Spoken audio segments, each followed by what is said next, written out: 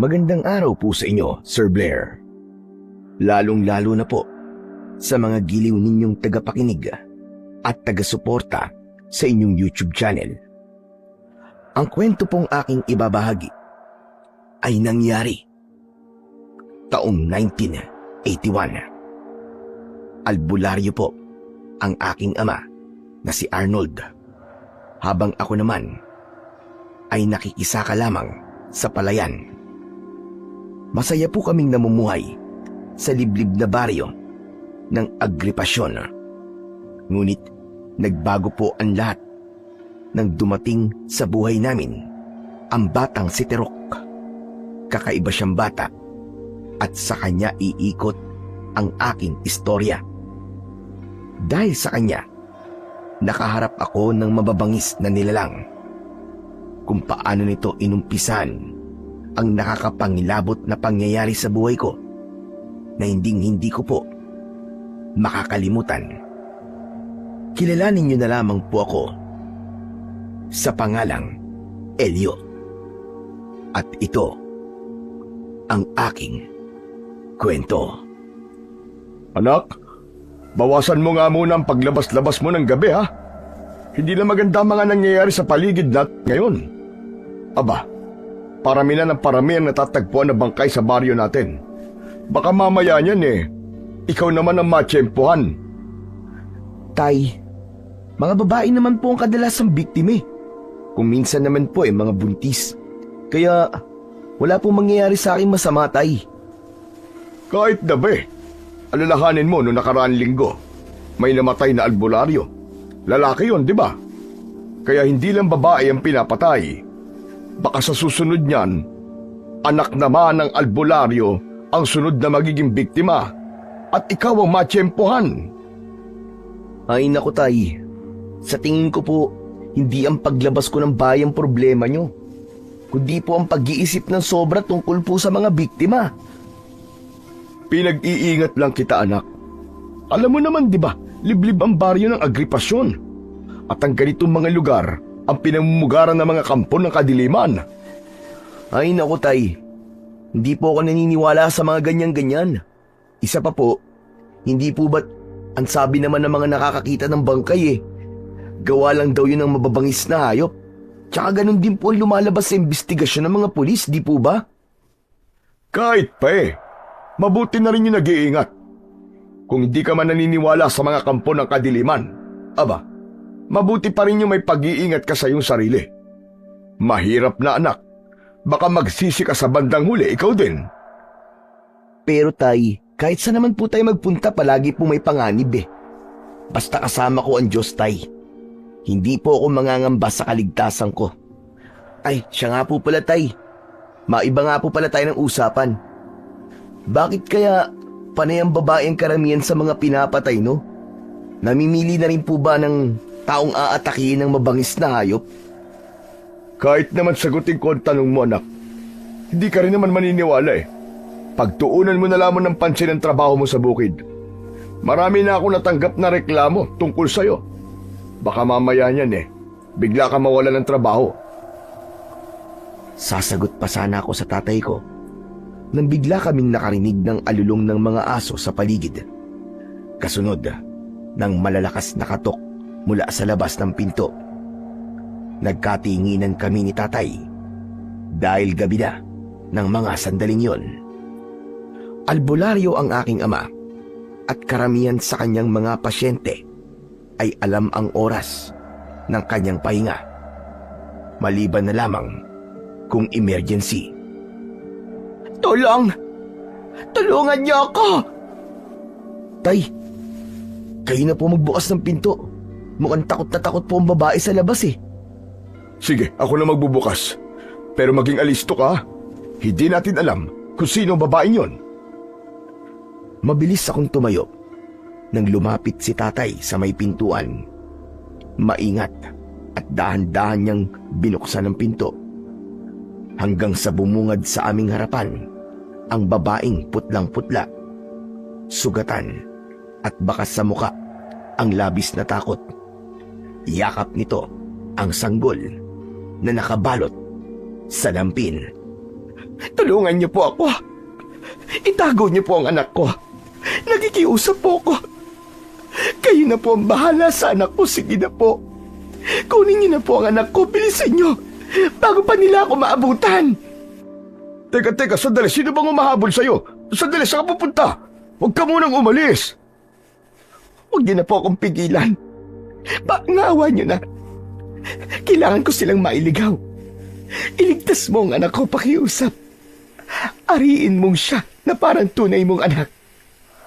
Ingatan mo ang anak ko. Ito lang ang paraan para mabuhay siya.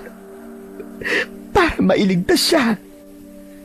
Kitang-kita ko ang mahigpit na pagyakap at paghalik ng babae sa sanggol na mahimbing pa ring natutulog. Sabay alis at ito mismo ang nagsara ng pinto.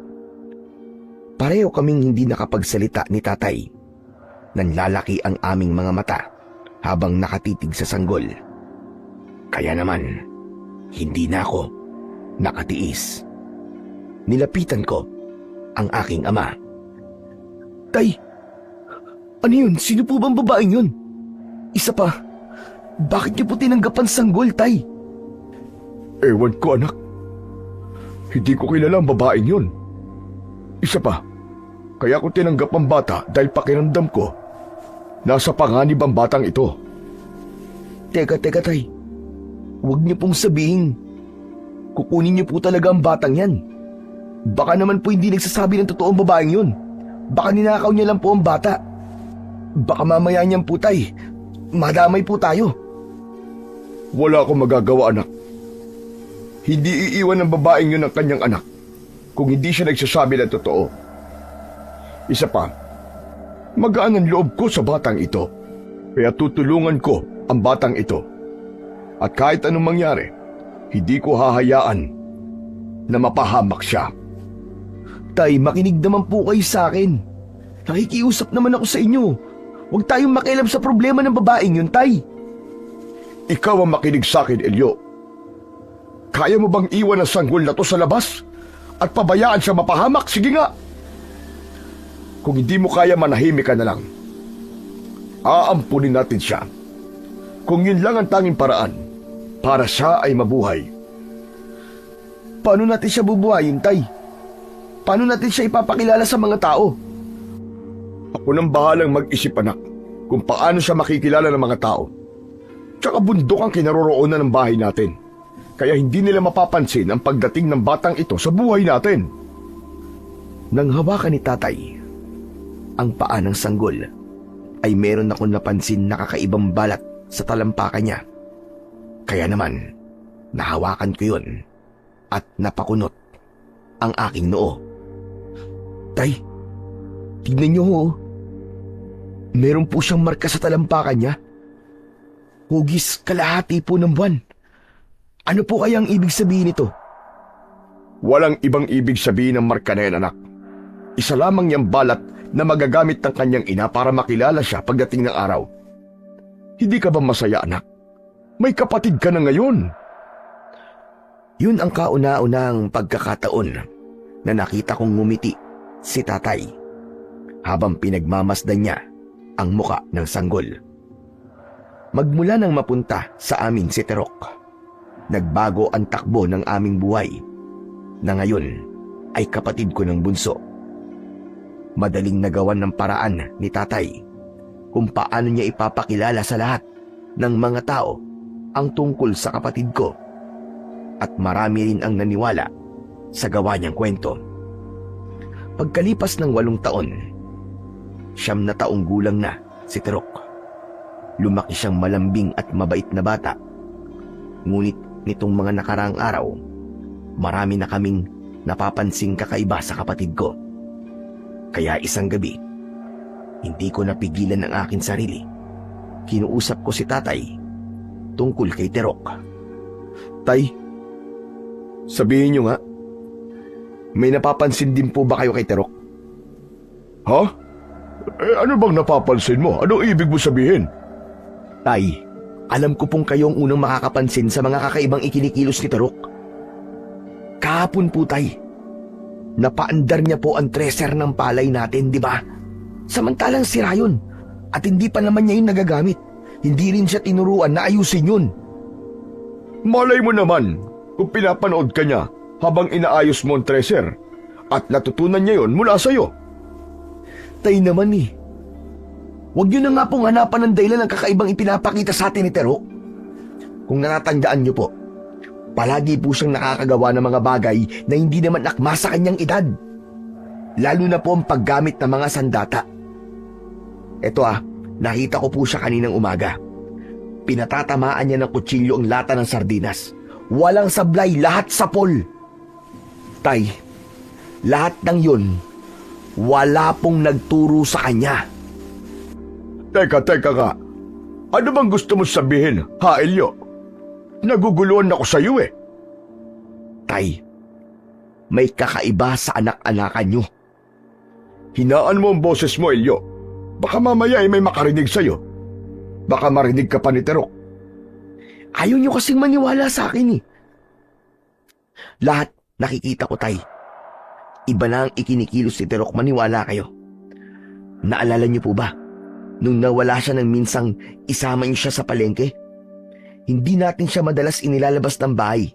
At yun ang kauna-unahang pagkakataon na dinala niyo siya sa palengke. Pero ano nangyari? Nakauwi siya ng mag-isa. Ang hina naman ng isip mo, Elio. Natural na makakabalik siya sa bahay natin. Dahil may bibig naman siya na pwedeng gamitin para magtanong, hindi ba? Natural na magtatanong-tanong yun para makabalik sa bahay natin. Tay, wala siyang pinagtanungan. Siya mismo nagsabi sa akin na natatandaan niya ang mga dinaanan niyo. At ang mas nakakakilabot pa dito, Tay, kilala niya lahat ang mga taong nakausap niyo habang kayo ay naglalakad papunta sa palengke. Sige nga, paano mo mapapatunayan? Nakakaiba nga si Terok. Tay, alam kong pati kayo ay nagulat din nung minsan kasama niyo siyang gumawa ng gamot para sa pasyente niyo, di ba? Lahat ng yun, nagawa niya ng maayos. Nagawa niya ring magligtas ng buhay nang minsang dumating ang pasyente niyo na wala pa po kayo. At si Terok ang gumamot sa kanya. Huwag niyo pong sabihin lahat ng yun ay hindi niyo po napapansin. Ang lahat ng yun ay sapat na para patunayang kakaiba talaga si Terok. Nag-aalala ako sa kanya, Tay. Kaya ako po sinasabi sa inyo to. Saglit na natigilan si Tatay. Nahulog siya sa malalim na pag-iisip at napasulyap sa silid ni Terok. Nang mga oras na yon, tulog na ang kapatid ko.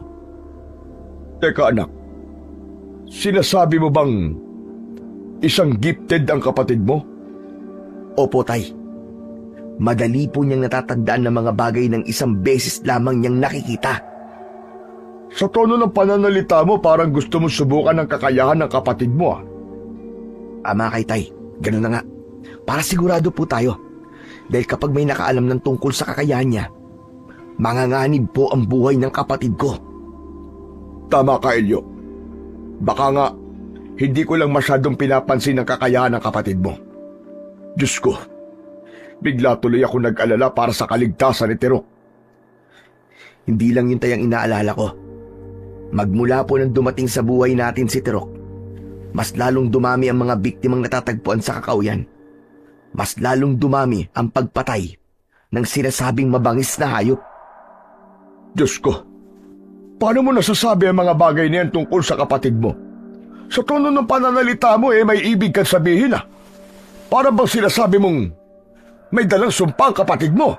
Tumigil ka, Elio Tay, hindi po sumpa ang ibig kong sabihin, kundi isang babala.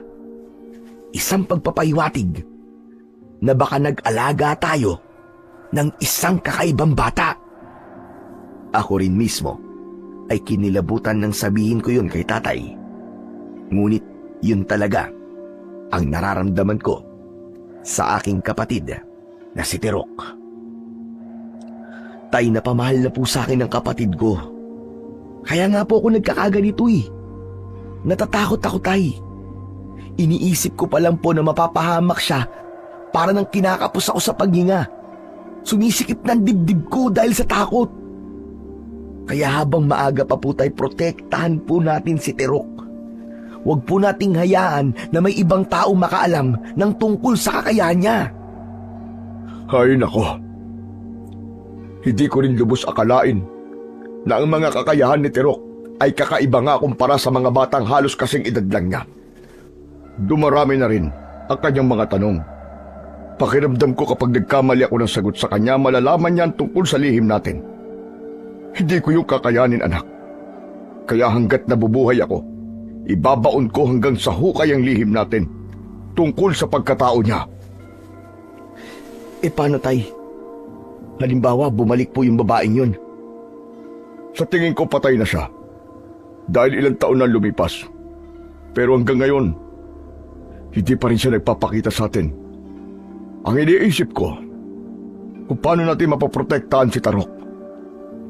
Paano ang paliwanag na sasabihin natin sa kanya kung sakaling magtanong siya? Bahala na, Tay. Ang mahalaga po, mapangalagaan natin siya.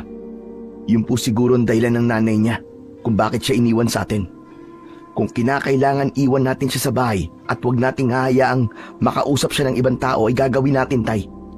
Para po sa kanyang kaligtasan. Hindi maaari. Ikukulong natin siya sa bahay? Aba, mali yun. Mas lalo siya magtatanong kapag ganon. Pero yun po nag-iisang paraan para mapanatili po natin ang kanyang kaligtasan, Tay.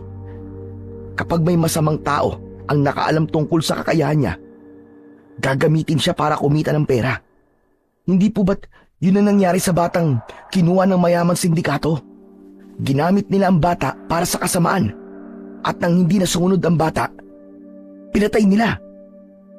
Sige. Subukan natin kung gagana ang naisip mong paraan. Nasunod ang plano ko. Iniiwan namin si Tirok sa bahay at hindi siya pinapalabas. Palitan kami ni Tatay ng pagbabantay sa kanya. Ngunit isang umaga, wala si Tatay. Ako lamang ang naiwan. Narinig ko na para bang may tao sa kusina. Kaya naman, nilapitan ko ang kusina at nakita ko si Tirok. Abala siya sa pagdidikdik ng daon sa lusong. Tirok, anong ginagawa mo? Kuya, halika. Tignan niyo po, oh. Daon po pala na makabuhay ang gamot na madalas kong nakikitang ginagamit po ng matandang albularyo. Doon po siya nakatira sa kabilang kakauyan. Ipinapainom niya po ang katas ng daon na makabuhay sa kanya pong mga pasyente. Ano? Anong gamot ang sinasabi mo? Katas po ng daon na makabuhay, Kuya Elio. Kaya lang, bakit babae lang po ang umiinom nito? Paano mo nasabing gamot to, Tirok? Isa pa, paano ka nakarating sa bahay ni Lolo Agno? Umalis po kasi ako kahapon habang natutulog po si Tatay. Nagpunta po ako sa bahay ni Lolo Agno. Gusto ko po kasing tulungan si Tatay sa panggagamot niya. Kaya ayun po, nakita ko siya. Pinapainom niya po yung babae. Gamot daw po yun. Hindi yan simpleng gamot lang, anak. At hindi ka rin dapat lumalabas nang walang kasama. Sabay kaming napalingon ni Tirok nang marinig namin ang boses ni Tatay mula sa aking likuran, habang ang kanyang tingin ay sa dahon na hawak ni Tirok. Itigil mo na yan. Huwag ka na ulit gagawa ng ganyang klaseng gamot, anak. Pero gusto ko lang naman pong malaman, Tay, kung saan po ito ginagamit. Kasi po, nakita ko po ang kakaibang epekto sa katawan ng mga babaeng umiinom nito. 2 uri po kasi ang gamot. Ang isa po ay nakakalason at ang isa naman po ay may kakayahang makapagpagaling. Dahil sa sinabing yun ng aking kapatid, ay nagkatinginan kaming bigla ni Tatay. Bumakas ang pag-aalala sa mukha namin at mas lalong lumakas ang hinala namin. Nakakaibang bata talaga si Tirok. Sige na, pumasok ka na muna sa silid mo, anak. Mamaya na lamang tayo mag-usap. Tay, alam niyo ni Kuya? Alam niyo po kung anong klaseng albularyo po si Lolo Agno? Pakiramdam ko po, may ginagawa po siyang kakaiba sa mga babaeng yun eh. Napansin ko po kasi sa kanyang kuko ang natuyong dugo. nakita ko rin po ang 3 sugat niya sa kamay at braso na para po bang nanggaling po sa kalmot ng kung anong nilalang. Para po kasing may mali eh. Tumigil ka na! Sabi ng tama na eh! Pumasok ka na doon sa loob ng silid mo! Bilisan mo! Pareho kaming nagulat ni Tirok nang lumakas bigla ang boses ni tatay. Yun ang unang beses na pinagtaasan ni tatay ng boses ang kapatid ko. Kaya naman, umiiyak itong pumasok sa loob ng kanyang silid. Tay, bakit niyo naman po pinagtaasan ng boses si Tirok? Dahil kakaiba na lumalabas sa kanyang bibig, anak. Ang mga sinasabi niya kanina ay isang lihim ng matandang albularyo sa lugar na to. Paano kung may makarinig sa kanya? At sa kanya magsimula ang gulo? Bakit po ba? Ano po bang meron sa dahon po ng makabuhay? Hindi lang gamot ang dahon ng makabuhay, anak. Kaya nitong lumason at pumatay ng tao. Kung ganun, tama po ang sinabi ni Tirok. Oh, tama ang sinabi ng kapatid mo. Isang bagay na kahit ikaw ay hindi alam kung anong klaseng gamot ang dahon na makabuhay. Pero nalaman niyo ni Tirok. Hindi ba't kakaiba nga ang kanyang kakayahan? Matalino siya at mabilis mag-isip. Kaya nga natatakot ako ngayon sa maaaring kalabasan ng ginagawa ng kapatid mo. Tignan mo itong ginawa niya. Pagmasdan mo. Kahit ako, hindi ko kayang timplahin ang gamot na to.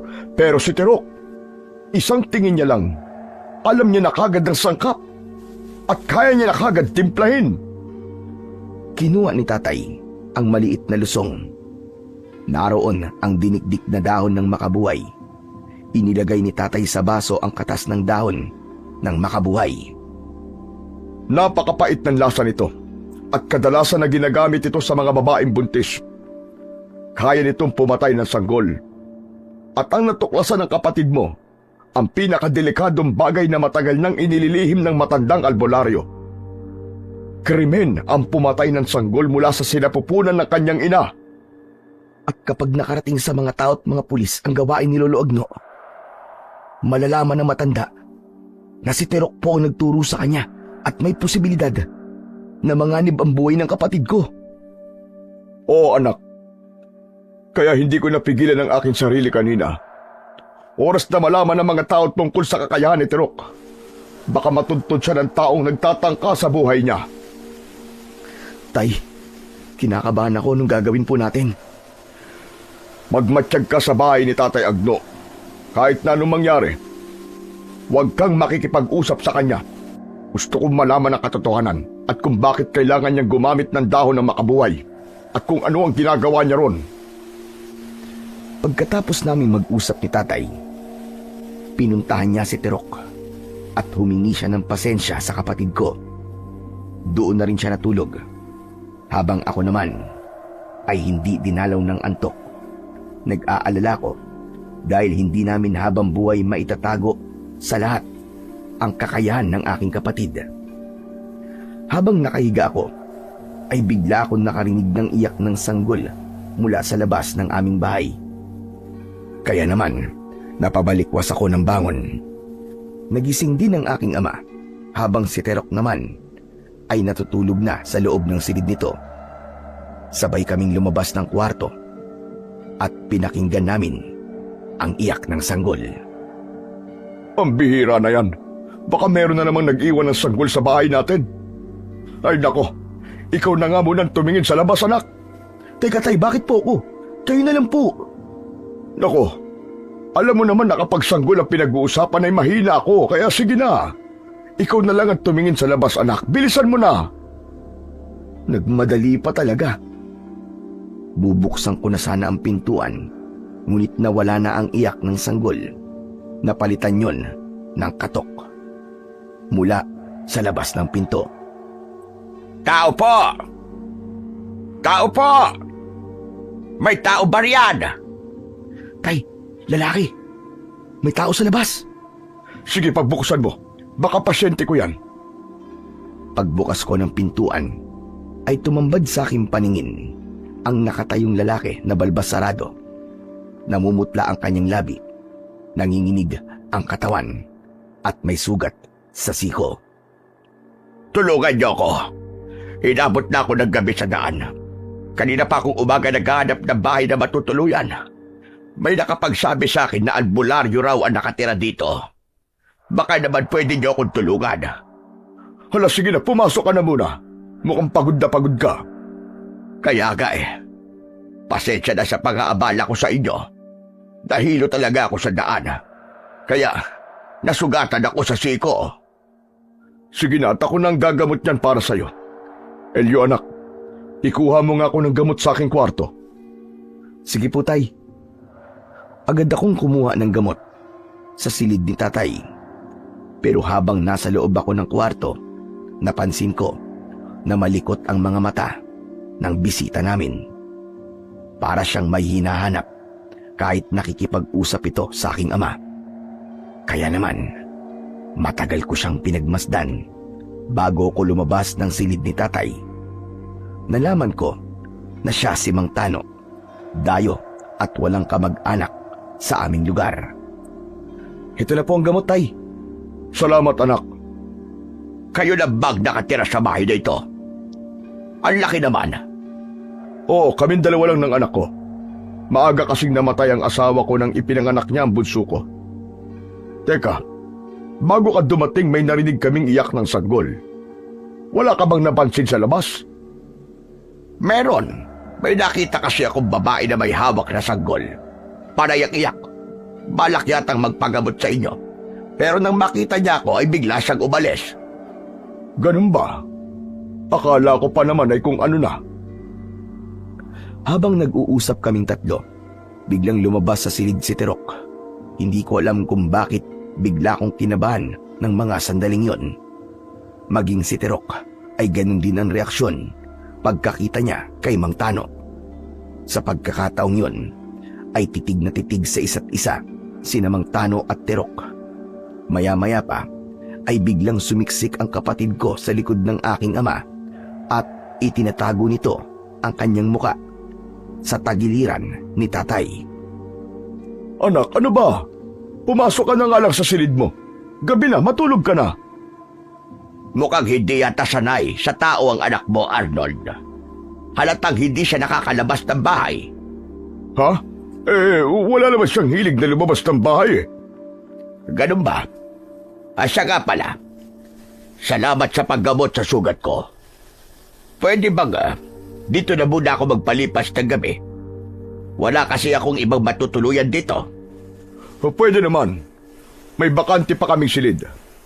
Nako, maraming salamat sa iyo, Arnold. Walang anuman yun, Tano. Elio, samahan mo si Tano sa kanyang magiging silid. Dalhan mo na rin siya ng kumot at unan. Sige po, tay. Agad kong inihanda ang tutulugan ni Mang Tano, habang si Terok naman ay hindi na humiwalay kay tatay. Para siyang may kinatatakutan.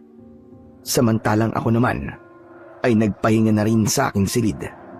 Maya-maya pa ay muli kaming nakarinig ng alulong ng mga aso mula sa labas. Pati na ang ilang tunog ng iyak ng sanggol sa paligid ng aming bahay. Pagkalipas ng ilang minuto, biglang tumahimik ang paligid. Kaya naman, hindi ko namalayan na nakatulog na rin ako. Kinabukasan, nadatnan ko sina tatay at Terok na nakaharap sa lamesa. Nag-aalmusal sila ng mga oras na yon. Nalaman ko rin na nakaalis na si Mang Tano nang hindi nagpapaalam sa amin. Maupo ka na, anak. Sabayan mo na kami ni Terok. Hindi pa man ako halos nakakaupo sa bangko nang biglang may dumating na lalaki at sinabing may bagong biktima ang mabangis na hayop. Malapit daw yun sa aming bahay. Tay, puntahan po natin. Sige. Terok anak, dito ka lang ha. Huwag kang aalis dito sa bahay. Tumango si Terok bilang tugon. Saka kami nagmadaling lumabas ng bahay. Pagkatapos, tinahak namin ang daan papunta sa kakawyan. Nadatnan namin doon si Lolo Agno na nakikiusyoso rin sa bangkay. Bakas sa mukha ng matanda ang pag-aalala at takot. Paglapit namin, tumambad sa aming paningin ang itsura ng bangkay ng isang babaeng buntis. Kagaya lang ito na nangyari sa mga naunang biktima. Butas ang kanyang leeg na para bang may bumaon na disingkong pako. Tsak na hindi talaga yan bubuhayin. Pangil, anak. Pangil ng hayop ang may gawa nito. Gaano ka sigurado, Tay? Talaga kayang hayop ang may gawa nito? Nawawala ang kanyang lamang loob. Di sana, pati katawan niya po may kagat din. Ibig sabihin ba nito? Naniniwala ka na? Naniniwala ka ba na may ibang nilalang nagagawa nito? May alam si Lolo Agnutay. Ang matandang yon. Bumundol ang aming kaba nang marinig ang boses ni Terok mula sa aming likuran. Mabilis na hinawakan ni Tatay ang tigkabila ang braso ng aking kapatid. Saka namin siya inilayo sa mga tao at iniiwi sa bahay. Ilang beses ko ba't sinabi sa'yo na mag-iingat ka sa mga sinasabi mo? Huwag kang magsasalita ng kung ano-ano, lalo na ng tungkol sa matandang si Tatay Agno. Bakit ba hindi ka nakikinig, anak? Dahil hindi rin po kayo nakikinig sa mga sinasabi ko, Tay, eh. Habang pinatatagal niyo po ang nangyayari, madadagdagan lamang po mga biktima. Terok naman, makinig ka naman kay Tatay. Kapag pinagpatuloy mo ang pagganyan-ganyan mo, mapapahamak ka. Pero mas mapapahamak po ang nakakarami kaysa sa akin na nag-iisa lang po. Hindi ko po naiintindihan kung bakit niyo po ito ginagawa eh. Tay, Kuya, manmanan niyo po si Lolo Agno. Malakas po ang kutob ko. Sa kanya po nagsimula ang kaguluhang ito. Walang kikilos ayon sa sinasabi mo, Terok. Ang utos ko ang sundin mo. Tapos ang usapan natin. Naiintindihan mo ba? Bahala ho kayo. Pero hindi niyo po ako mapipigilan. Hindi ko kayang may mamamatay nang dahil po sa pananahimik ko. Walang kibo na pumasok sa loob ng kanyang silid si Terok, habang ako naman ay nahulog sa malalim na pag-iisip. Naniniwala ako sa sinasabi ng aking kapatid. Kaya naman, pagsapit ng gabi, tahimik akong umalis ng bahay. Sinigurado kong tulog na ang dalawa bago ako umalis. Pagsapit ko sa kinaroroonan ng bahay ni Lolo Agno, ay bukas pa ang gasera nito. Indikasyong gising pa ang matanda. Tahimik akong naglakad at maingat akong humakbang papalapit sa dingding ng bahay ni Lolo Agno. At doon ay nakita ko ang isang babaeng umiiyak. Nakahiga ito sa katre habang nakabuka ang dalawang hita. May kumot na nakabalot sa bewang nito at marami ang dugo. Sa sinapupunan ng babae, bigla akong kinabahan. Huwag kang gumalaw para mapigilan ko ang pagdurugo. Sa una lang ito masakit. Sige na. Itutuloy ko na ang ginagawa ko. Dahil kung hindi ito matatanggal, malalason ka at manganganib ang buhay mo. Sa kabila ng pakiusap ng babae kay Lolo Agno na wag nang ituloy, ay tuloy pa rin ito sa kung ano ang ginagawa nito sa babae. Pagkalipas ng 5 minuto, natapos ng matanda ang kanyang ginagawa. Pagkatapos, ay inalalayan nitong maupo ang babae habang walang tigil pa rin sa pag-iyak. Inumin mo ito ulit. Ang natitirang katas na makabuhay. Pagkatapos magpalit ka ng damit dahil isasama natin ang suot mo sa ibabaon kong pito sa lupa. Pagkatapos kong marinig ang bagay na yon mula sa matanda, nanlaki ang aking mga mata habang nakasilip ako sa dingding. Biglang nanginig ang buo kong katawan. Diyos ko po, totoo nga. Totoo ang sinabi ni Tirok. Paano kaya nalaman ng kapatid ko tungkol sa bagay na to? Kailangan malaman to ni Tatay. Dahil sa aking mga natuklasan, agad akong tumayo at tumakbo palayo sa bahay ni Lolo Agno. Mabilis din ang tibok ng aking puso dahil sa labis na pagkabigla. Ang buong akala ng lahat ng mga taong nakatira rito, albularyong nagpapaanak si Lolo Agno.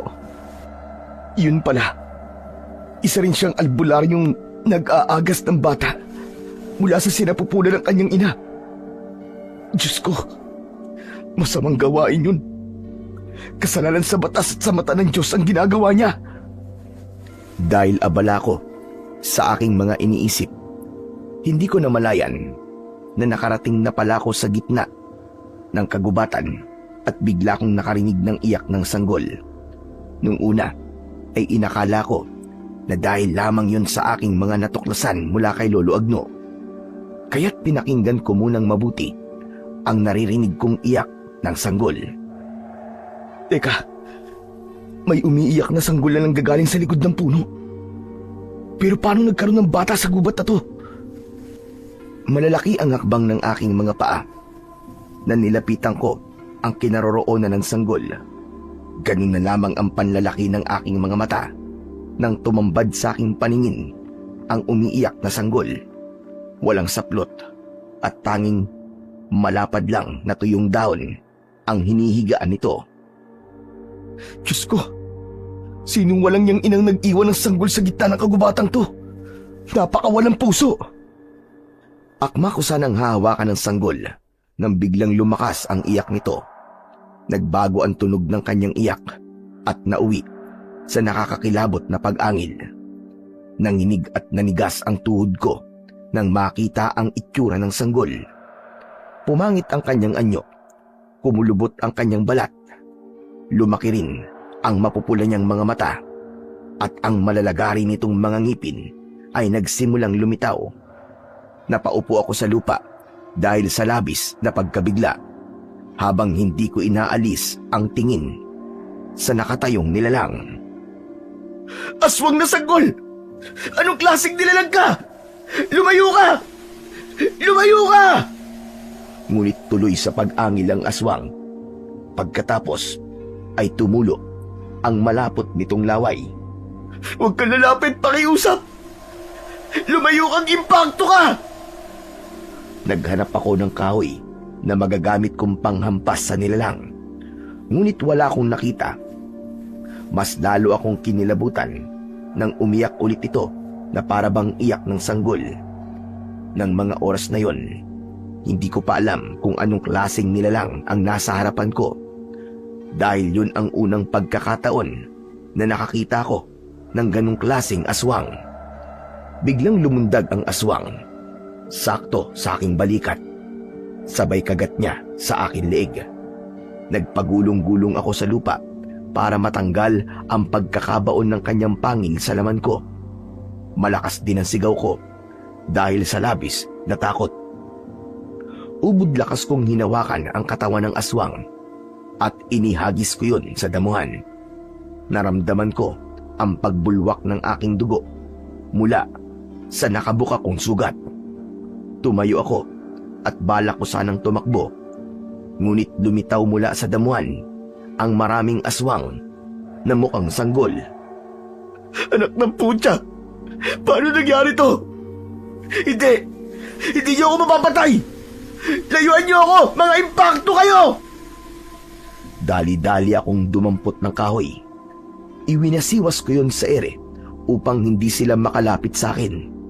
Nasaksiyan ko ang bilis nila sa pag-akyat sa pangapuno. Mabilis din silang gumapang sa lupa at naririnig ko rin ang nakakakilabot nilang mga huni. Para silang nag-aagawan sa pag-atake sa akin. Akma na sanang aatake sa akin nang sabay-sabay ang mga aswang nang biglang may lumitaw na liwanag mula sa aking likuran at narinig ko ang boses ng aking kapatid na si Tirok. May dala siyang gasera. Kuya! Kuya Elio, may sugat ka! Kuya, ano nangyari sa'yo? Anong mga nilalang ang nasa harapan mo? Tirok, mag-iingat ka! May mga aswang! Mga aswang nasa paligid natin! Nang igala ko ang aking paningin, napansin ko na takot ang mga aswang sa kapatid ko. Kaya naman, nilapitan ko si Tirok at maigpit ko siyang niyakap. Maraming salamat! Maraming salamat dumating ka, Tirok! Kuya Elio, may sugat ka sa leg. Kailangan magabot ka agad yan. Kaya lang, Hindi alam ni tatay na sumunod ako sa rito at malalaman niyang muntik ka mapahamak. Wala nang ibang paraan. Kay Lolo Agno tayo magpapagamot. Wag! Wag, Terok! Alam ko na. Nakita ko na ang masamang gawain ni Lolo Agno. Tama ka. Masama ang ginagawa niya. Kaya nga po mas kailangan natin siya makausap, kuya. Dahil alam niya kung anong klaseng nilalang ang umatake sa'yo. Ano? Teka. Paano mo nalaman ang tungkol sa mga ganong nilalang? Ha, Terok? Unang kita ko pa lang sa bangkay sa kakahuyan, alam ko na po na aswang po may gawa nun. Maging ang reaksyon po ni Lolo Agno ng mga oras na yon. Reaksyon po yun ng taong may alam sa nangyayari. Nang marinig ko ang mga sinabi sa akin ni Tirok, napatunayan kong malakas talaga ang pakiramdam at matalas ang paningin ng aking kapatid. Kaya naman, hindi na ako tumanggi nang inalalayan niya akong maglakad papunta sa bahay ni Lolo Agno. At dahil sa presensya ng aking kapatid, tuluyang nawala ang mga aswang. Inisip ko na lang ng mga sandaling yon na marahil takot ang mga nilalang sa liwanag na mula sa gasera. Ngunit habang tinatahak namin ang daan papunta sa bahay ng matanda, bigla kong naramdaman ang panlalabo ng aking paningin, pagkirot ng aking sugat sa leeg, at ang pangingig ng aking buong katawan. Terok, biglang sumama ang pakiramdam ko. Kuya, lakasan mo ang loob mo. Malapit na po tayo sa bahay ni Lolo Agno. Siguro may kamandagang kagat ng aswang, kaya nararamdaman mo na ang bagay na yun. Napansin ko na mas lumaki ang hakbang ng paa ng aking kapatid at sinikap kong makarating kami sa bahay ng matanda. Pagkalipas ng ilang minuto, sa wakas ay narating namin ang bahay ni Lolo Agno. Agad na nagtao po si Tirok habang namimigat ang talukap ng aking mga mata. Saktong pagbukas ng pintuan ni Lolo Agno, sumubsob ako sa balikat niya dahil sa labis na panghihina. Diyos ko po! Ano nangyari sa inyo?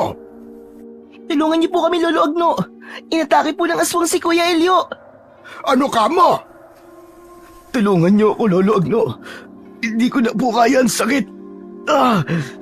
Hala, sige. Pumasok kayo sa loob ng aking silid. Pagkatapos, isara mo ang pintuan at bintana, Tirok. Sige na, magmadali ka. Opo, Lolo Agno. Agad kong narinig ang pagsara ng aking kapatid sa pintuan at bintana ng bahay ni Lolo Agno. Pagkatapos ay inalalayan niya akong maupo sa gilid ng katre. Patingin ako ng sugat mo. Hala, mabuti na lang at mababaw ang pagkakaabuta sa leeg mo. Kaya hindi gaano kabilis gumapang ang kamandag ng aswang. Sige na, maiga ka muna. At kukuha lang ako ng malinis na tela at tubig. Ako naman po ang tutulong sa inyo sa pagdidikdik po ng daon ng makabuhay. Medyo natigilan si Lolo Agno sa sinabing yon ng aking kapatid. Ngunit mas pinili nitong manahimik at kumilos ng mabilis. Nang maihanda nila ang aking gamot, agad nang sinimulan ang paglilinis nila sa sugat ko sa leeg. Ramdam na ramdam ko ang hapdi ng aking sugat. Pagkatapos ay may ipinainom sa akin si Lolo Agno na sobrang pait, kasunod ng isang kutsarang pulot.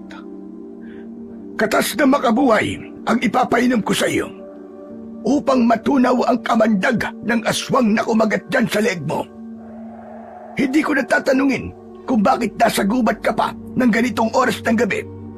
Dahil nakita naman kitang nakasilip sa dingding ng bahay ko kanina. Nakita niyo po ako? Ibig sabihin po, alam niyo nang nakita ko po kung anong ginagawa niyo sa buntis na babae kanina? Oo. Siguro hinusgahan mo na kagad ang pagkatao ko nang makita mo yon. Pero hindi ako masama. Ginagawa ko ang bagay na yon sa mga batang walang pag-asang mabuo sa sinapupunan ng kanyang ina. At kung patatagalin pa siya sa loob ng tiyan ng kanyang ina, maaaring dalawa silang mamatay dahil sa lason. Pero kahit na ano pong paliwanag po sabihin niyo, alam kong mali yun.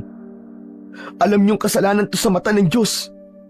at hindi ito katanggap-tanggap sa batas. Alam ko, kaya nga itinatago ko. Ang mahalaga, nakakatulong ako sa mga nangangailangan. Pero dahil po sa mga ginagawa nyo, lumilika po kayo ng kakaibang aswang. Kakaibang nilalang na magdudulot po ng kamatayan para sa ibang tao. Mas marami po ang mamamatay kaysa sa isang buhay na ininiligtas ninyo. Matagal na hindi nakapagsalita si Lolo Agno sa sinabing yun ng aking kapatid. Maging ito ay namangha sa klase ng pananalita ni Terok. Pambihira ang kakayahan ng kapatid mo, Elio. Ngayon lamang ako nakakita ng batang ganyang katatas magsalita. Huwag niyo pong subukang ilayo po ang usapan. Ang kailangan po namin ni Kuya, malaman po kung anong klaseng nilalang ang umatake sa kanya. Sila ang tiyanak, o mas kilala sa ibang lugar na patiyanak.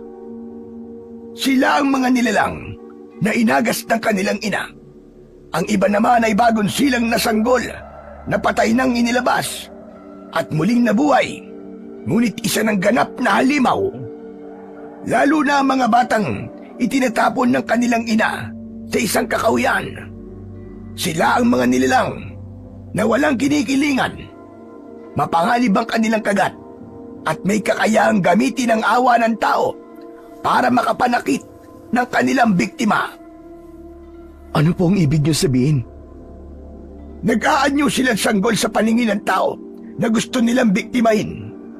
Kapag nahulog ka sa patibong nila, kasabay ng iyong pagkarga sa kanila, ang pagkagat naman nila sa leeg mo.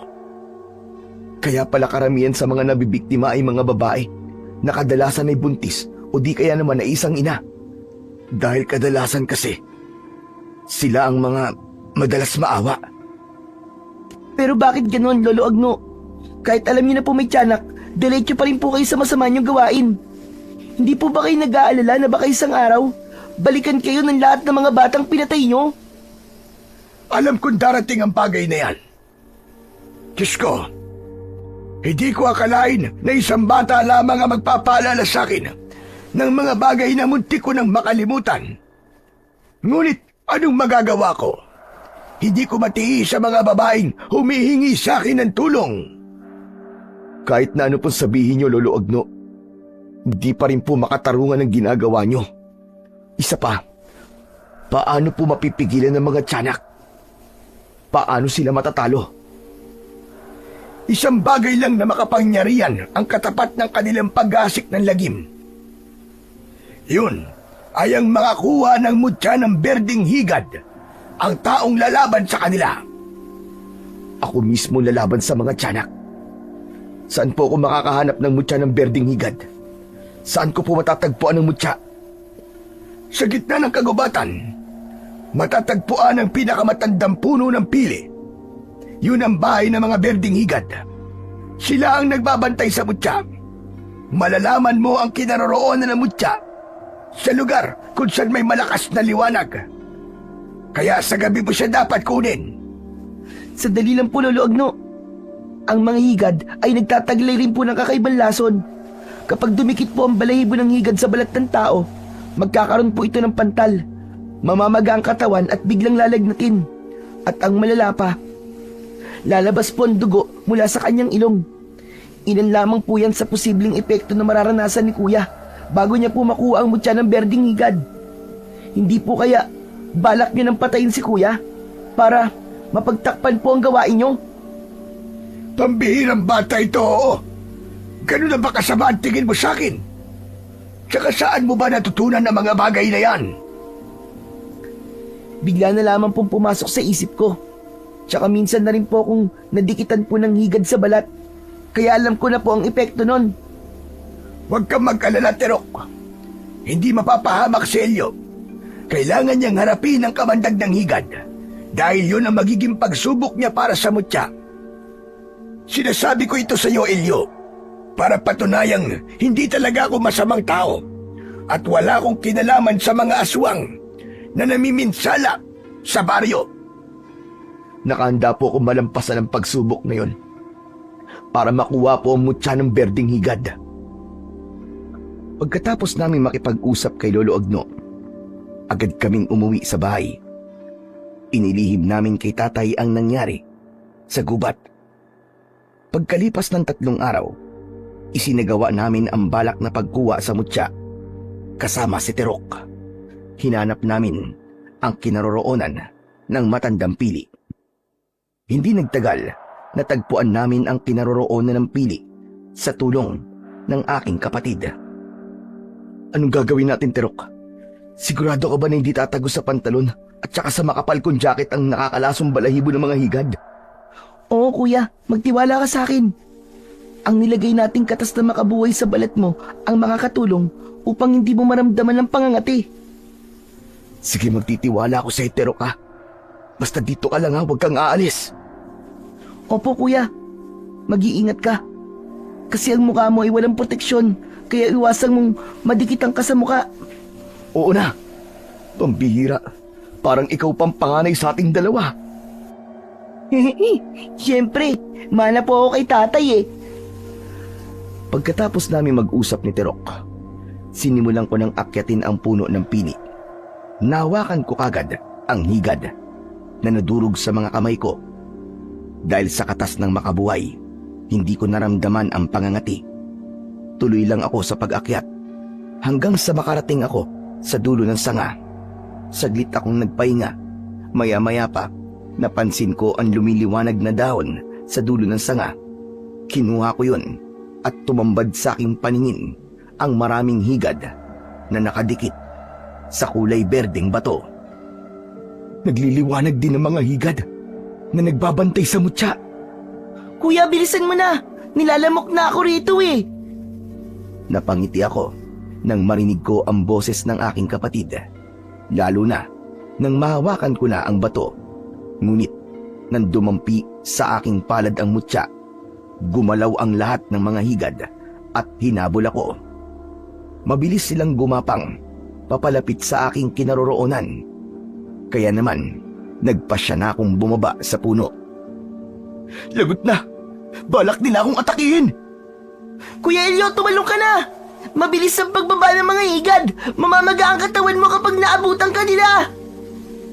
Mabilis akong lumukso para hindi ako maabutan ng mga higad. Pagbagsak ko sa lupa, agad kong hinawakan ang kamay ng aking kapatid.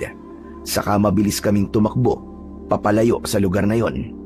Ngunit pagdating namin sa gitna ng talaiban, bigla kaming tumigil sa pagtakbo. Anak ng putya naman oo! May mga aswang sa harapan natin! May tiyanak! Kuya, anong gagawin natin ngayon? Pinagmasdan ko muna ang hawak kong mutya. Kumislap yun. Saka ko isinilig sa aking bulsa habang hindi ko binibitiwan ang kamay ni Terok. Terok, bilisan natin! Takbo na! Dahil sa pagmamadali naming tumakbo, nadapa si Terok. Bumagsak siya sa lupa at nabitiwan ko ang kanyang kamay. Nanlaki ang aking mga mata nang makitang sabay-sabay na lumukso ang mga tiyanak papunta sa kinaroroonan ng aking kapatid na si Terok. Pero nang tumayo si Terok, ay para silang napasok at bigla silang umiwas sa aking kapatid. Takot na takot ang mga ito na bumalik sa madilim na bahagi ng kakawyan. Mabilis kong nilapitan si Terok na hindi rin makapaniwala sa reaksyon ng mga tiyanak. Anong ibig sabihin nun? Paano silang natakot sa'yo, Terok? Hindi ko po alam, Kuya Elio. Basta, nanlalaki po yung mga mata ko dahil po sa takot. Tapos yun, bigla po silang tumakbo papalayo sa akin. Para po bang nakakakita din sila ng aswang. Tapos yung isang tiyanak po na pumatak po sa aking paanan, bigla po siyang bumalikwas ng takbo. Pambihira. Pangalawang beses na ito nangyari. Nung una akala ko natakot lang sila sa ilaw na dala mo. Pero ngayon, sigurado na ako. Sa'yo sila natatakot. Teka kuya, ano ba meron sa itsura ko? Hindi naman po ako pangit, di ba kuya? Hindi yun tungkol sa itsura mo, Terok. Kundi, may kakaiba sa'yo. Kailangan natin makausap si Lolo Agno. Sasabihin natin sa kanya ang nangyari ngayon. Tara na, Pumunta na tayo sa bahay niya. Magmadali tayo. Kuya, sandali. Paano si tatay? Baka magising na siya.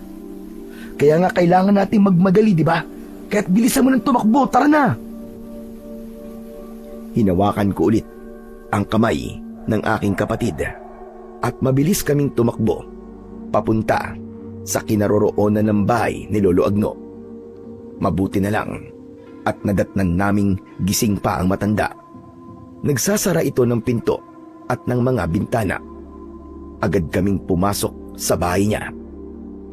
Teka, ano nangyayari sa inyong dalawa? Tumahagos kayo at takot na takot kayo. Lolo Agno, nakuha na po namin ang mutya ng berdeng higad.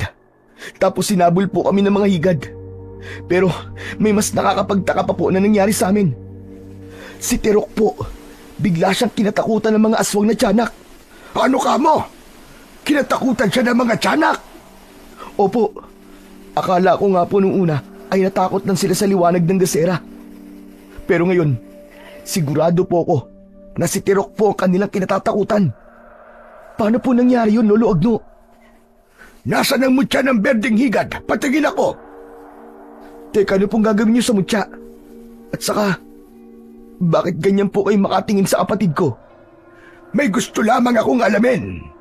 May gusto kong malaman kung ano ang kinatatakutan ng mga tiyanak sa kapatid mo. Agad kong ibinigay ang mutya kay Lolo Agno. Saka siya tumingin sa gawi ng kapatid ko. Bumakas ang pag-aalala sa kanyang muka. Bigla siyang napaupo sa upuan habang hindi makatingin kay Terok. Sa kanya, ibinalik sa akin ang mutya. Kaya naman, napansin ko ang kanyang kamay na nanginginig. Nangingilid din ang kanyang luha sa mga mata. Saka napatitig sa mukha ko. Maging ako ay bigla ring nagtaka sa naging reaksyon ni Lolo Agno. Ano po nakita niyo, Lolo Agno? Bakit parang nakakita po kayo ng multo? Talagang multong nakita ko, Terok. Multo ng nakaraan na matagal ko nang gustong kalimutan. Sa ngayon, kailangan niyo muna mag-ingat. Kailangan mong protektahan si Terok. Sadali lang, at may ibibigay ako sa inyo.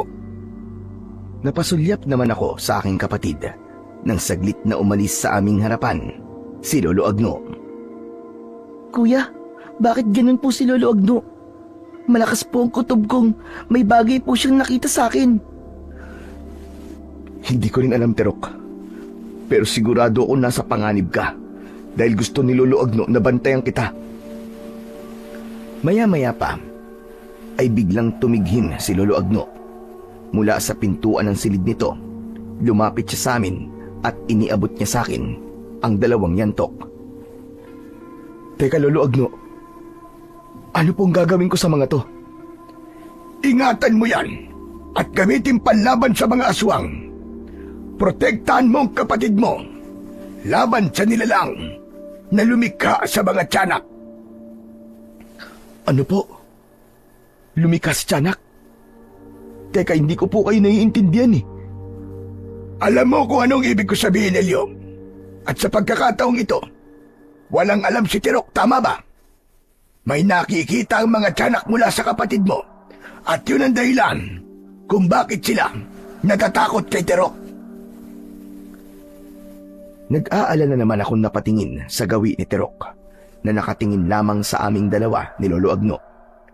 Nakikinig siya sa mga pinag-uusapan namin. At hindi magtatagal, malalaman na rin ni Terok ang buong katotohanan tungkol sa kanyang pagkatao. Gawin niyo ang lahat para matalo ang mga aswang na tiyanak. Patawarin ako ng Diyos. Siguro'y ako nga ang dahilan kung bakit nangyayari ito. Mabuti naman po at alam nyo na may kasalanan po kayo sa mga nangyayari. At tungkol naman po sa sinasabi nyo na nilalang po na gumagawa ng tiyanak, ano po kaya sa tingin nyo ang posibleng dahilan ng nilalang na yon para gawin niya po ang bagay na to? Hindi po kaya isa po siya sa mga taong naargabyado nyo na ngayon po ay naghihiganti sa inyo? Oo, yan din ang hinala ko. Pero mali siya ng iniisip. Wala akong pinapatay. Tumutulong ako. Ngunit maging kami, masama rin po ang tingin sa inyo. Paano pa po ang taong nasaktan at nawalan? Isang malalim na buntong hininga ang pinakawalan ni Lolo Agno bago siya naupo sa upuan. Maya-maya pa ay nagpaalam na rin kaming dalawa ni Tirok sa matanda. Madaling araw na nang makarating kami sa bahay. Nadatnan namin na may kausap si tatay sa balkonahe. Kuya, hindi po ba't siya po yung lalaking tinulungan natin noong nakaraang gabi? Ano po kayang ginagawa niya rito? Mukha namang seryoso sila sa kanilang pinag-uusapan. Halika na. Mabuti na yung may kausap si tatay para hindi niya tayo mapagalitan. Hinawakan ko ang kamay ng aking kapatid at pumasok na kami sa bahay. Pagkatapos ay nagbigay galang kami sa dalawang taong nag-uusap. Teka, sandali lang. Saan ba kayo nang galing, ha? Sa bahay po ni Lolo Agno. May tinanong lang po ako. Nang ganitong oras? At kasama mo pa si Terok? Opo, tay. Gusto rin po kasi ni Tirok na matutong manggamot. May ilang bagay lamang po siyang tinanong sa matanda. Teka, sandali lang. Ang ibig mo ba sabihin may isa pang albularyo sa baryong ito, maliban kay Arnold? Opo, bakit po? Kung ganun pala, ay kailangan ko rin siyang makausap. Tungkol po ba saan ang pag-uusapan nyo? May sakit kasi ang kaibigan ko. Masama ang loob niya dahil iniwan siya ng kanyang asawa buntis. May nakapagsabi sa kanya na taga rito raw ang gumamot sa babae. May itatanong lang sana ako dahil hanggang ngayon, hindi pa rin bumabalik ang asawa niya. Hindi naman nabanggit kung ano ang pangalan ng albularyo. Kaya nagtanong-tanong na rin ako. At nalaman ko nga mula sa inyo na meron pa palang isang albularyo sa baryong ito. Kung ganun, puntahan nyo na po siya. Madali lang naman po mahanap po ang bahay ni Lolo Agno dahil nag-iisa lamang po ang bahay niya sa gitna ng kakauyan. Hala, sige na, Tano. Puntahan mo na si Tatay Agno. At baka alam niya kung saan tumutuloy ang asawa ng kaibigan mo. Maraming salamat sa iyo, Arnold. Isang tapik sa balikat ang isinukli ng aking ama nang tumayo si Mang Tano sa upuan. Saka siya nagpaalam sa amin na aalis na. Pagkaalis ni Mang Tano, kaagad na nagtanong si tatay sa amin. Hoy, kayong dalawa, linga kayo dito. Ano ang totoong dahilan at nagpunta kayo sa bahay ni Tatay Agno, ha?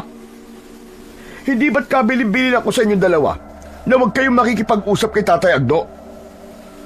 Bakit po, tay? Nag-aalala po ba kayo na meron kaming matuklasan? Ano sabi mo? Natuklasan po ni Kuya na albularyong nag-aagas po ng bata si Lolo Agno. Alam na rin po namin na may aswang po sa baryo natin. Ang totoo nga po niyan, tay, nakuha po ni Kuya Elio ang mutya po ng berding higad. Tinulungan po kami ni Lolo Agno at pinagsisiyan niya po ang kanyang mga nagawa. Inamin niya po sa amin ang masama niyang gawain. Ang ginagamot lang daw po niya ay ang mga babaeng walang pag-asang mabuhayan ng anak. At sa una pong pagkakataon, nakakita po ako ng tiyanak, tay. Ito na nga po. Binigyan ako ng arnis ni Lolo Agno, panlaban sa kanila. Hindi ko gustong nakikipag-usap kayo kay Tatay Agno. Wala akong tiwala sa kanya. Pero bakit po kay Mang Tano nakikipag-usap po kayo? Wala rin po akong tiwala sa kanya, tay. Tay, makinig kayo sa sinasabi ni Terok. Bihira po siyang magkamali at halos lahat po ng sinabi niya ay nagkakatotoo. Hindi tayo maaaring magtiwala kay Mang Tano. Kaya ko lang naman po itinuro ang bahay ni Lolo Agno para hindi niya mahalata na may kakaiba kaming nararamdaman sa pagkatao niya. Pero hindi kayo sigurado sa hinala niyo tungkol kay Tano. Isa pa, Elio. Kaya lang naman kita inutusang matyagan si Tatay Agno dahil may napansin din akong kakaiba sa kanya. Pero hindi ibig sabihin nun na pinapayagan na kitang makipag-usap at magtiwala sa matandang yon. Isinama mo pa talaga si Terok. Akala ko ba nag-aalala ka sa kapatid mo? Pero tay, seryoso po ako. Seryoso din ako. Isoli mo mga bagay na yan. Hala, sige na, magpahinga na kayo. Lalo ka na, Elio. May trabaho ka pa mamaya. Nang sabihin niyo ni tatay, ay agad kaming pumasok sa loob ng aming silid. Pagkatapos ay nagpahinga. Dala ng labis na pagod, agad akong nakatulog. Nagising ang natutulog kong diwa sa malakas na sigaw ni tatay. Kaya naman, napabalikwas ako ng bangon at agad na lumabas ng bahay. Tay! Bakit po yun? May bago na namang biktima na tagpuan sa Kakahuyan. Halika! Malala ang nangyari sa babae. Kuya, sama po ako. Sige, halika na. Bilisan mo. Sumunod kami kay tatay at nagtungo kami sa kinaroroonan ng bangkay. Nadatnan namin ang maraming tao na nagkakagulo. Hindi na sila naniwalang mabangis na hayop pa rin ang may gawa nun dahil namatay ang biktima sa malalim na butas niya sa leeg at labis na pagkawasak ng kanyang tiyan. Pero nagulat ako nang makilala ko ang babaeng biktima. Teka, sandali lang, tay. Siya po yung babaeng nakita ko sa bahay ni Lolo Agno. Hindi ako maaaring magkamali. Nagpagamot po siya sa matanda. Kung ganon, talaga nagsisimula ng kampo ng kadiliman sa malawakang pagsalakay sa baryo natin, anak. Magmatsyag ka sa paligid mamayang gabi. Makikipag-usap naman ako kay Kapitan tungkol sa nakita mong nilalang sa gubat. Kailangan nilang malaman na may aswang sa baryo natin. Sige po, tay. Mag-iingat po kayo. Ako, tay. Paano po ako? Ano pong gagawin ko? Pero, mas maiging sa bahay ka na lang. Mapanganib ang lakad na to. Baka mapahama ka lang. Pero, Kuya Elio... Narinig mo naman, di ba? Kung ano ang sinabi ni Lolo Agno. Delikado. Baka matsyempoan ka ng totoong kalaban natin dito. Maaaring takot sa'yo ang aswang na tiyanak. Pero ang nilalang na lumikha sa mga aswang na yon, maaaring siya ang pumatay sa'yo.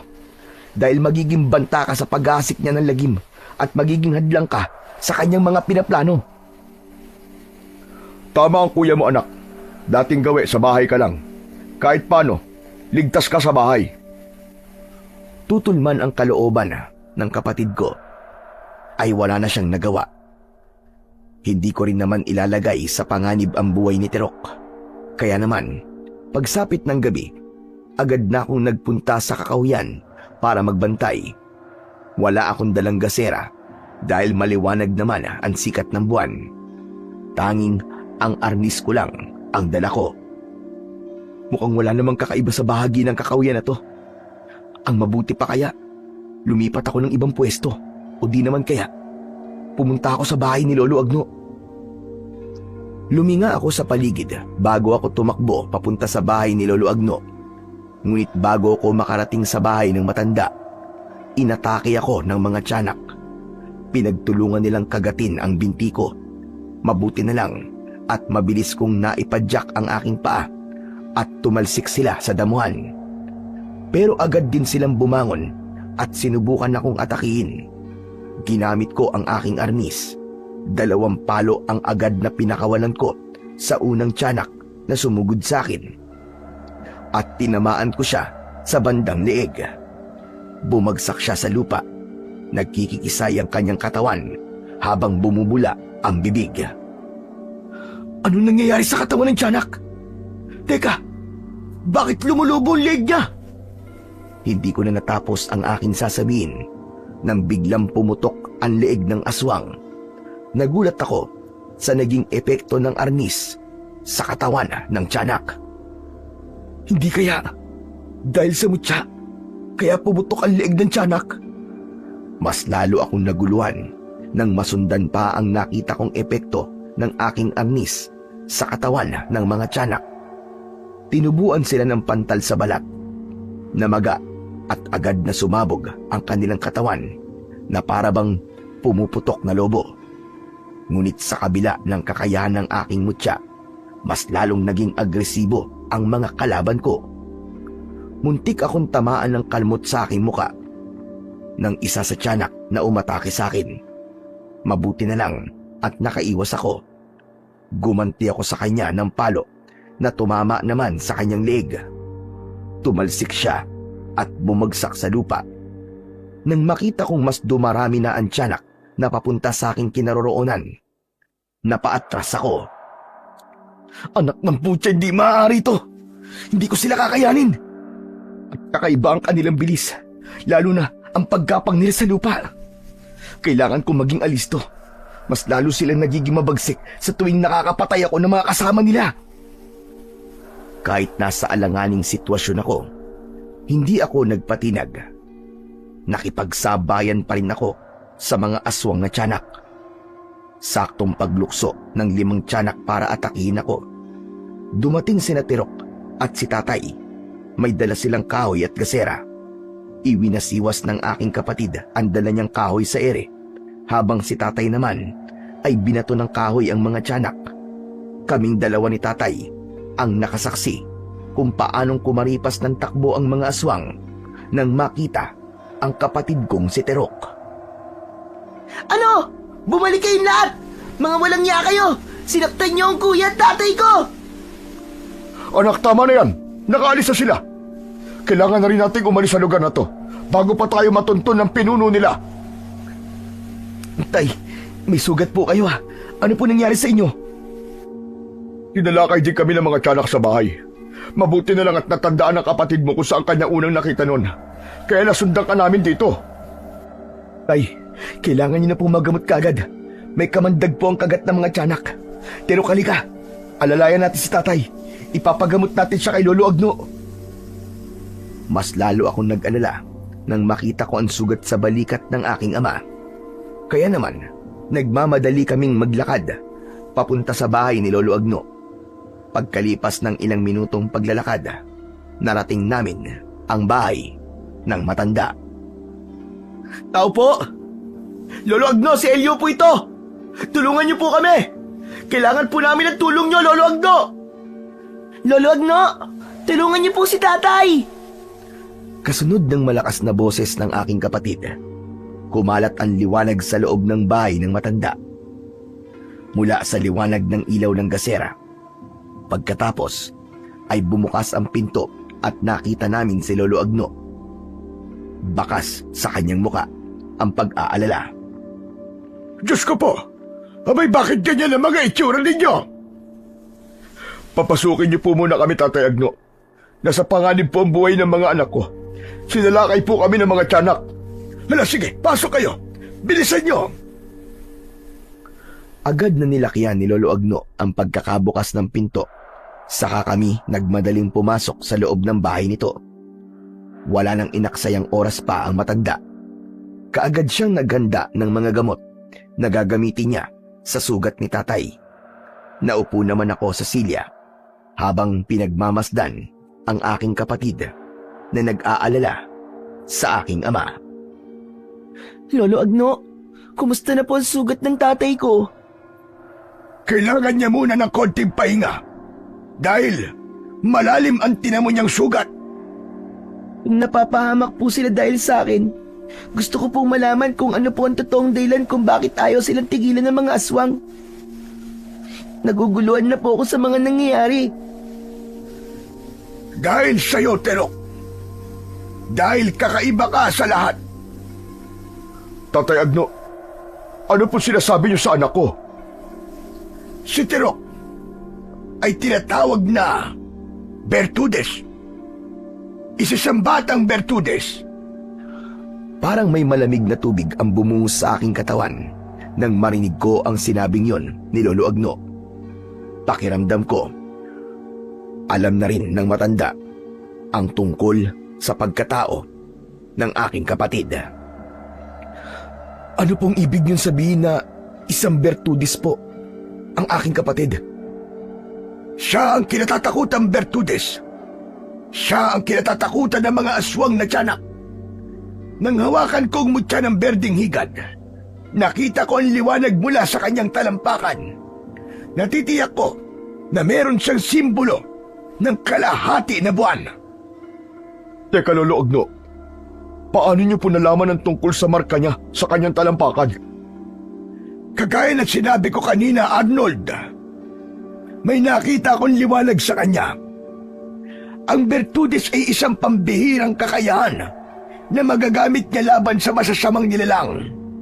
Ngunit, maaari rin siyang maging tulay ng kampo ng kadiliman upang gawing kasangkapan sa pag-aasik ng lagim. Teka, sandali lang po, Lolo Agno. Ang pagiging Bertudes po ba ay parang isang kakayahan na kagaya ng ipinakita sa amin ni Terok? Madali po niyang natatandaan ng isang bagay kahit isang beses niya lang po yung nakita. Tama ka. At taglay niya na yon mula nang siya ay isilang. Ano pong ibig niyo sabihin sa pagiging tulay po ng isang Bertudes? Maaaring kaya natatakot ang mga aswang sa kapatid mo ay dahil may kaugnayan siya sa sangkap na ginamit ng pinuno para gumawa ng aswang. At kaya hinahabol nila kayo dahil magiging sagabal kayo sa kanila. Maging ako ay nasa panganib na rin. Ang marka po ba sa talampakan kong ito ang dahilan kung bakit palagi pong pumapatay ng mga tao ang mga tiyanak? Ipinakita ni Terok ang kanyang talampakan sa amin at sa hindi maipaliwanag na dahilan, bigla kong nakita ang malakas na liwanag sa kanyang paa. Nakikita ko po ang lumiliwanag na simbolo sa talampakan ni Terok, Lolo Agno. Dahil sa mutya ng berdeng higad, kaya nakikita mo ang liwanag ng isang pagiging Bertudes ng kapatid mo. Isa pa, sa tingin ko, nakita mo na rin ang epekto ng mutya sa katawan ng mga aswang. Tama ba? Opo, Lolo Agno. At nagulat nga po ako nang bigla po silang sumabog na para bang pumutok na lobo. Tapos, tinutubuan muna sila ng pantal sa balat bago nawasak ang kanilang katawan hanggang sa sumabog. Dahil yun ang epekto ng higad sa tao, hindi ba? Kaya yun din ang magiging epekto ng mutya sa mga aswang. Mas pinalakas nga lang. Ang ipinagkaiba din, hindi nila kinakaya ang lakas ng kapangyarihan ng sandata mo at ng mutya. Magsasalita pa sana si Lolo Agno nang bigla kaming nakarinig ng malakas na iyak ng sanggol mula sa labas ng bahay. Hindi lang isa, kundi maraming iyak ng sanggol na sabay-sabay na umaalingaw-ngaw sa paligid. Dahil doon, nagmamadali si Lolo Agno na kumuha ng asin. Terok, dito ka lang sa ama mo. Huwag mo siyang iiwan. Tara, Elio, labasin natin ang mga nilalang na yan. Heto ang asin. Isaboy natin sa kanila nang tumigil sila sa pag-iyak. Yun ang kanilang hudyat ng pagtatawag nila ng mga kasama. Tara na po. Ito na ang tamang oras para harapin silang lahat. Mabilis kaming lumabas ng bahay. Hawak ko ang arnis. Iginala namin ni Lolo Agno ang aming paningin. At mula sa kakawian, lumitaw ang mga tiyanak. Nakangisi silang umaangil at tumigil sa pag-iyak. Sige! Sumugod kayo mga impakto kayo! Lumaban kayo ngayon! Itinutok ko sa kanila ang aking arnis habang naglalakad ako papalapit sa kanilang kinaroroonan. Hindi sila umaalis sa pwesto. Saktong paghakbang ko, sumunggab sa akin ang unang tiyanak. Dumikit siya sa aking katawan na agad ko namang napalo ng yantok sa kanyang ulo.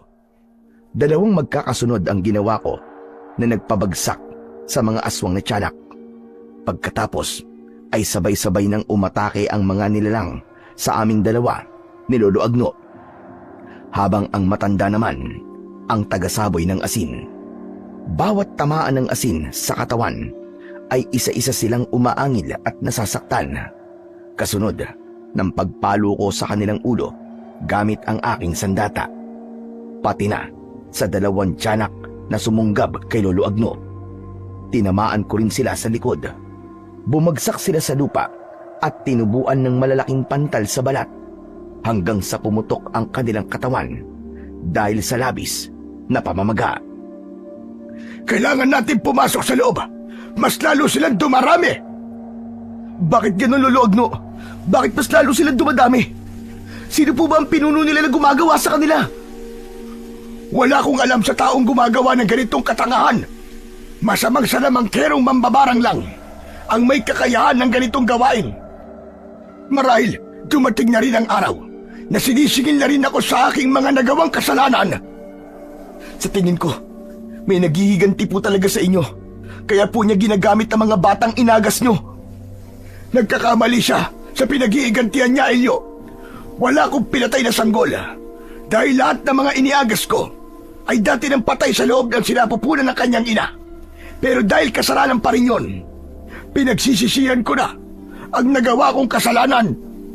Sana nga po ay hindi pa po huli ang lahat. Sa muling pagtingin namin sa kakawian, ay nakita naming umatras ang mga kalaban. Naramdaman namin na mayroong tao sa aming likuran at nagulat ako sa nakitang matinding liwanag sa paa ng kapatid ko. Natakot ang mga tiyanak nang makita nila si Terok. Kuya, kung natatakot po sila sa akin, kailangan ko po palagi sumama sa inyo. Teka, iniwan mo si tatay? Opo, kuya. Pambihira ka naman oh! Bakit mo iniwan si tatay? Halos madapa ako sa pagmamadali na pumasok sa loob ng bahay ni Lolo Agno para silipin si tatay. Ganun na lamang ang panlalaki ng aming mga mata nang makitang wala na roon si tatay. Tirok, bakit mo kasi iniwan si tatay? Pasensya na po, kuya. Hindi ko naman po sinasadya eh. Si tatay po kasi ang nagsabing lumabas ako at tulungan ka. May kumuha sa kanya. Teka, sandali. Ano ito? Dinampot ni Lolo Agno ang bote sa sahig. Saka binuksan ang takip at inamoy. Hindi sa akin ito At naniniwala ako na isa itong katas na makabuhay. Ang ibig sabihin, nanggaling ito sa pinuno ng aswang at hindi sinasadyang nahulog niya ito. Teka, Lolo Agno. Para saan po ba yan? Ginagamit ito sa pagsasagawa ng ritual ng isang mambabarang para bumuhay ng sanggol gamit ang orasyong itim. Kung ang katas ng daw ng makabuhay kayang pumatay ng sanggol sa tiyan ng kanyang ina, ito naman ang ginamit niya para buhayin ng patay na sanggol sa pamamagitan ng kanyang kapangyarihang itim. Tama ako. Isang salamangkerong mambabarang ang gumagawa ng mga aswang. Diyos ko, ano pong gagawin natin, Lolo Agno? Paano po si tatay? Albularyo si Arnold. Kaya alam ko, napapatayin din siya. Kailangan niyong sundan kung saan nagpunta ang mga tiyanak. Halina kayo. Tara na. Puntahan natin ang inyong ama. Hindi na kami nag-aksaya ng oras. Agad kaming nagpunta sa lugar na pinasukan ng mga aswang. Maya-maya pa ay bigla naming narinig ang pag-angil sa aming paligid at hindi na nga kami nakapormang tatlo.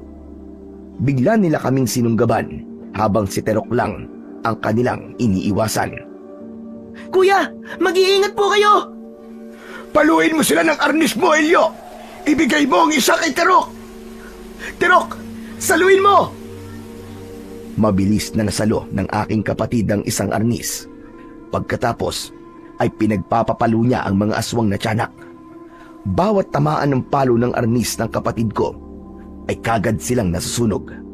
Kaya naman, sanib puwersa na kaming tatlo sa pakikipaglaban sa mga aswang hanggang sa tuluyan namin silang natalo at isa lamang ang natirang tiyanak. Sinundan namin ang tiyanak at humantong kami sa gitna ng talayban. Mabilis kaming nagtago sa likod ng puno habang nakasilip kami sa kinaroroonan ng dalawang lalaki. Lolo Agno, anong ginagawa niya? Sino kaya ang lalaking kaharap ni tatay? Siya ang pinuno ng mga aswang. Siya ang nag-uutos sa mga tiyanak. Tignan mo, nakapalibot sila sa kinaroroonan ng iyong ama habang nagsasagawa siya ng ritual para gumawa ulit ng tiyanak. Sa oras na makumpleto niya ang ritual, sa kanya ipapakain ang iyong ama sa mga tiyanak. Anak ng putya, hindi ako makakapayag doon, Lolo Agno. Iligtas po natin si tatay, pakiusap po. Huwag kayong mag-alala. Nasa akin ang kukumpleto sa kanyang ritual. Kaya huwag kayong mangamba dahil hindi siya magtatagumpay sa kanyang binabalak. Lolo Agno, may kinuha po siyang punyal sa kanyang bewang mo. Mukhang sasaksakin niya po si tatay. Kailangan niyo na magpakita. Bilisan niyo! Hindi na kami nag-aksaya ng oras. agad kaming nagpakita sa pinuno ng mga aswang na tiyanak. Hoy! Diablong buwang kang impakto ka! Pakawalan mo si tatay! Ikaw pala ang punot dulo ng kaguluhang ito! Bakit nyo kami ginugulo, ha? Nang humarap sa amin ng lalaking nagtatangkasa ng sumaksak kay tatay, nagulat kami ni Terok. Mang Tano? Siya si Mang Tano, kuya! Kilala niyo siya! Opo, Lolo Agno. Siya po ang lalaking 2 beses nang pumunta sa bahay at naghahanap po ng albularyo. Paano niyo ako nasundan dito? Ha? Hindi na mahalaga kung paano ka namin nasundan dito. Ang importante, hindi mo maitutuloy ang masama mong binabalak sa tatay namin. Hindi niyo ako mapipigilan. Isusunod ko ang matanda kasama niyo. Nararapat lamang siyang mamatay. Ano ba ang nagawa ko kasalanan sa'yo? At nag-iiganti ka sa akin? Idinamay mo pa ang lahat ng mga albularyo. Hindi mo ba talaga alam? O nagbabaang-maaga ka lang? Pinatay mo ang anak ko, hayop ka. Pinatay ninyong dalawa. Ng asawa ko, ang anak ko. Sino sa mga babaeng ginamot ko? Sino sa kanila ang asawa mo? Para malaman ko kung paano ko ipapaliwanag kung bakit siya nagpagamot sa akin. Si Bella. Si Bella ang babaeng ginamot mo. Pinatay mo ang anak namin. Kaya nga, pinapatay ko na rin sa mga alagad ko ang lahat ng mga buntis, pati mga babae. At dapat sa kanilang lahat ay maubos at patayin. Wala kang karapatang bawian sila ng buhay dahil hindi ka ang Panginoon Diyos. Diyos, walang ganon. Dahil kung may Diyos, hindi niya hahayaan na maagas ang sanggol sa sinapupunan ng asawa ko. Wala sanang matutulad sa akin na naghihiganti para sa aking anak.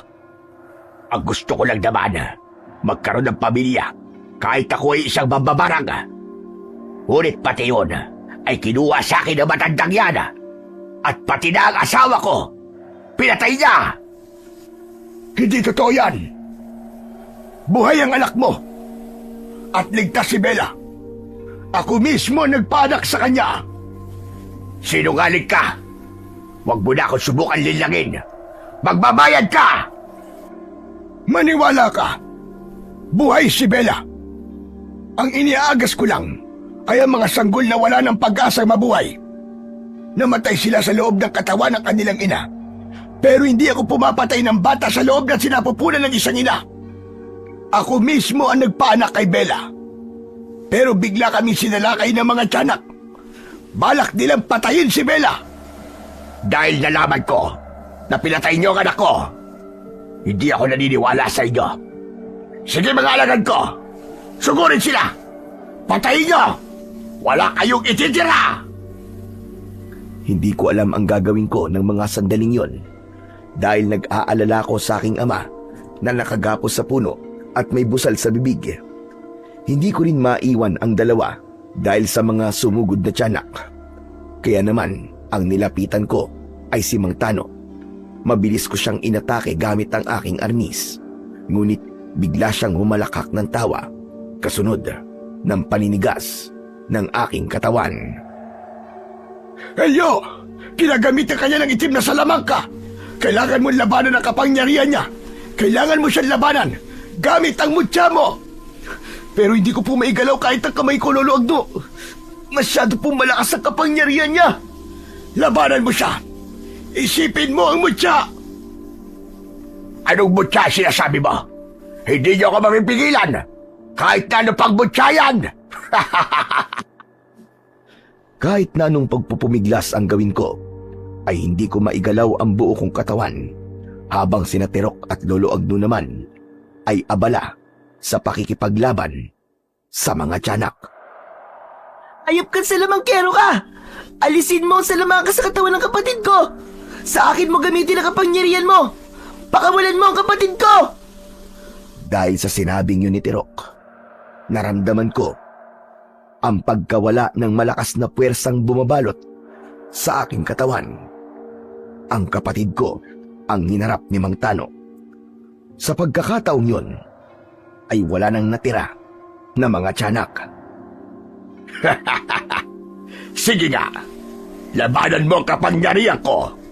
Isang batang walang buwang.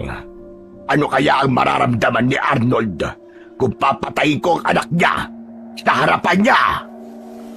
Dahil sa sinabi nga ni Mang Tano, mas lalong nagpumigla si tatay mula sa pagkakagapos ng kanyang kamay, habang si Lolo Agno naman ay kampante na nakikinig kay Mang Tano. Tignan ko lang kung gagana ang kapangyarihan mo kay Tirok. Sinimulan ni Mang Tano na gamitan ng kapangyarihan ang aking kapatid. Habang naglalakad si Tirok, papalapit rito. Tirok, anong ginagawa mo?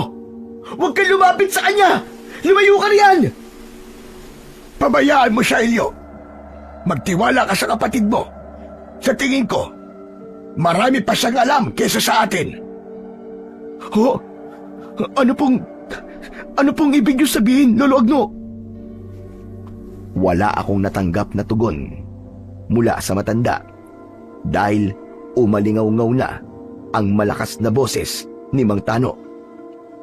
Ano ito? Ano nangyayari? Ano to? Hindi maaari! Bakit hindi ka tinatabla ng aking salamangka?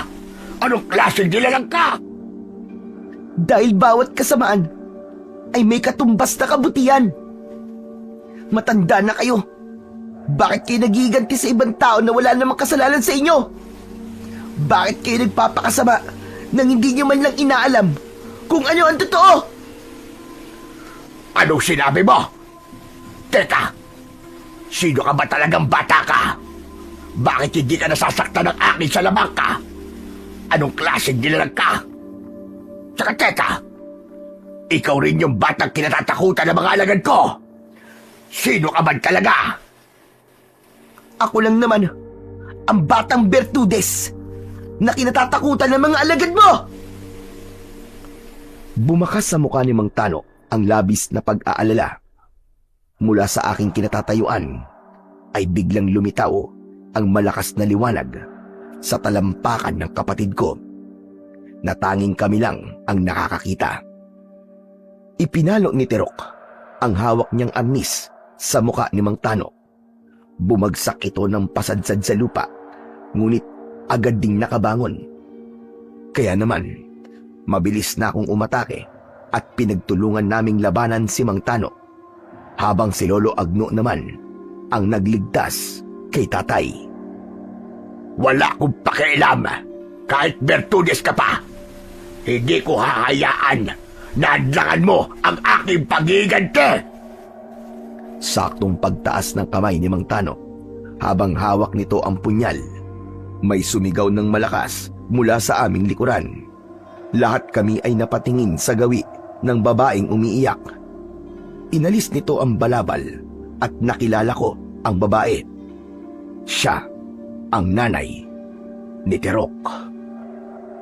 Wag! Wag, Tano! Wag mong saktan ang iyong anak! Ano sabi mo? Anak? Lintik na! Ikaw ba yan, Bella? Oo. Ako nga ito, Tano. Totoo ang sinabi sa'yo ni Lolo Agno. Anak natin si Tirok. Anak mo siya. Nanlaki ang mga mata ni Mang Tano. Natigilan siya. Ngunit kagad din itong itinaas ang punyal na handa na sanang saksakin si Tirok. Hindi ako naniniwalang anak ko ang batang ito. Nililinlang niyo lamang ako. Wag! Maniwala ka, Tano. Hindi ka ba nagtataka? Takot sa kanya ang mga tiyanak dahil nararamdaman nila ang presensya mo kay Tirok. Alam nila na katugo mo si Tirok at ang salamangka na ginagamit mo sa kanya. Hindi rin siya tinatablan, hindi ba? Dahil anak mo siya. Anak mo siya, Tano. Maniwala ka. Totoo sinasabi ni Bella. Anak niyo si Tirok, Tano. Hindi namin siya totoong pamilya. Kami lang ang nag-alaga sa kanya. Kami ang nag-ampun sa kanya. Kaya ang pinaghihigantihan mo ay ang mga taong nagligtas at gumawa ng kabutihan sa anak mo. Kaya ibaba mo na ang punyal at pakinggan mo ang paliwanag ni Bella. Nanginginig ang kamay na naitapo ni Mantano ang punyal, habang ako naman ay naluluwang napatingin sa gawi ng aking ama. Tay, bakit niyo po sinabi? Paano po tayo? Tay, hindi ko kaya mawala ang kapatid ko. Tay naman, hindi ko po kayang ilayo nila sa akin ang kapatid ko, Tay. Hindi pwede yun. Pero hindi siya sa atin, anak. Hindi natin siya pag-aari. Si Tirok na hindi nagsasalita ay nagunahan ang luwa sa paglandas sa kanyang pisngi. Si Mang Tano naman ay tuluyan ng napahagulgol sa mga narinig mula kay Bella. Nang gabing yon, sinalakay ako ng aswang. Ipinagkaloob ko sa mag-ama ang anak natin. Iniwan kita dahil hindi ko matanggap na isa kang salamangkerong mambabarang. Hinusgahan ko ang pagkatao mo. Ilang beses ako nagtangkang magpakamatay gamit ang dahon ng makabuhay. Pero iniligtas ako ni Tatay Agno. Iniluwal ko si Tirok na ligtas at malusog. Kaya nagkakamali ka ng taong hinusgahan at pinaghihigantihan.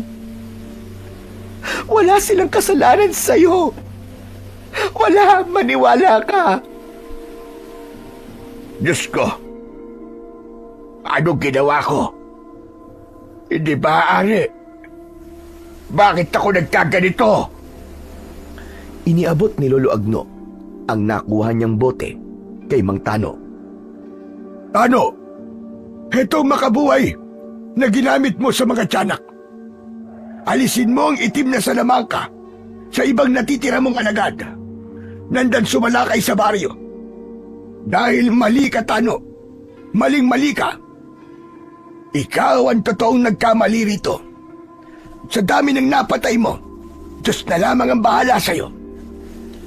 Hindi totoong walang Diyos. Dahil ang katotohanang may nag-alaga sa anak mo ay patunay na may Diyos. At hindi kanya pinabayaan at tinalikuran. Dahil sa sinabing yon ni Lolo Agno, napaluhod sa lupa si Mang Tano habang hawak at yakap ang bote. Diyos ko, patawarin niyo ako, Panginoon. Hindi ko alam. Hindi ko alam ang mga ginawa ko. Ang sama-sama ko. Ang sama ko, Panginoon ko. Patawad ho. Patawad! Bumangon si Tirok at nilapitan niya si Mang Tano. Tay, Nay, alam ko po na nagawa lamang ito ni Tatay. Dahil po sa labis na pagmamahal niya sa akin. Ngunit hindi pa rin natin maaaring kalimutan na ang bawat kasalanan na magagawa natin ay meron pong kabayaran. Oo, anak. Alam ko. Handa akong sumuko sa batas. Aaminin ko na gawa kong kasalanan. Basta't patawarin niyo lamang ako. Patawarin mo ko, anak. Muntik na kitang mapatay kanina. Huwag mo nang isipin yon, Tano. Ang mahalaga, alam mo na ang pagkakamali mo. Teka, sandali lang. Paano po ang kapatid ko, Tirok? Sasama ka ba kay Aling Bella? Ha? Iiwan mo na ba kami ni Tatay? Anak, Tirok, patawarin mo ko, ha. Kung hindi namin kagad nasabi sa'yo ang buong katotohanan. Tirok, anak, alam mong minahal kita na para ko ng tunay na anak. Patawad, anak ko. Hindi naman po ako galit sa inyo, Tay, Kuya. Hindi po ako nagalit kahit kailan sa inyo. Dahil matagal ko na pong alam na hindi niyo po ako totoong kadugo. Nagkatinginan kami ni Tatay nang marinig namin ang sinabi ni Tirok. Lumapit siya sa akin. Sa kanya ko niyakap sa bewang. Ikaw ang pinakamalagang kuya na nakilala ko. At kayo ni tatay ang pinakamasayang nangyari sa buhay ko. Mahal na mahal ko po kayo. Ayoko rin po na magkaiwa-iwalay tayo. Kaya naman, nagpanggap po kung walang nalalaman tungkol po sa tunay kong pagkatao. Totoo ba yan, anak? Alam mo na dati pa. Opo, bakit ko naman po kagagalitan ng ama na nag-alaga po sa akin? Dapat pa nga po magpasalamat ako eh. Lalo na po sa inyo, Lolo Agno. Nagkamali po ako ng pagkakakilala po sa inyo. Wala kang dapat alalahanin. Masaya ako. Masaya kung lumaki kang mabuting bata.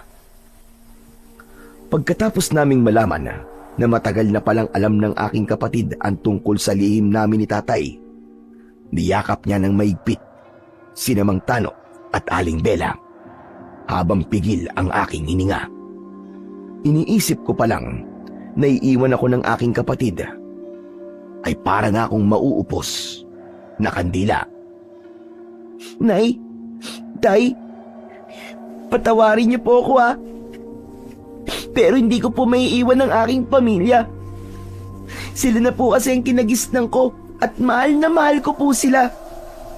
Pero kayo rin po, mahal na mahal ko rin po kayo. Ngunit kailangan niyo pong harapin ang nagawa niyong kasalanan. Oo, anak. Naiintindihan ko. Hindi rin naman kita maisasama sa aking bahay, anak. Dahil meron na rin akong sariling pamilya. Ngunit anak, maaari bang palagi kitang bibisitahin? Halos lumundag ako sa tuwa ng mga sandaling yon. Sabihin na nilang makasarili ako, ngunit yun talaga ang pinakamasayang nangyari sa buhay ko. Nang gabing yon, binawi ni Mang Tano ang ritual sa isang patay na tiyanak. Lahat ng mga alagad na ginawa niya ay tuluyang nanahimik at naglaho. Hinarap niya rin ang kasalanan sa batas at muling bumalik sa katahimikan ang baryo ng Agripasyon. Samantalang si Lolo Agno naman ay tuluyan ng tumigil sa panggagamot. Iniwan naman sa amin ni Aling Bella ang palayang sinasaka ko dati. Hindi namin alam na lihim pala kaming sinusubaybayan at tinutulungan ni Aling Bella. Sa kasalukuyan po, kasama ko pa rin ang aking kapatid. Siya po ang nag-aalaga sa akin dahil isa na akong senyor. Masasabi kong tunay na pinagpala ang buhay ko nang dumating sa amin si Terok. Hanggang dito na lamang po ang aking kwento. Sana po ay marami pa kayong istoryang itatampok sa inyong programa na magbibigay sa amin ng aral at inspirasyon. Lubos na nagpapasalamat. Elio. Ang buhay ng isang sanggol ay biyaya na galing sa Panginoong Diyos. Walang sino man ang dapat na kumuha nito mula sa sinapupunan ng kanyang ina. Bigyan natin ng karapatang mabuhay ang batang isisilang pa lang sa mundo. Dahil kagaya mo, tao rin siyang anak ng Diyos na dapat ingatan, pahalagahan, at mahalin. Magandang araw po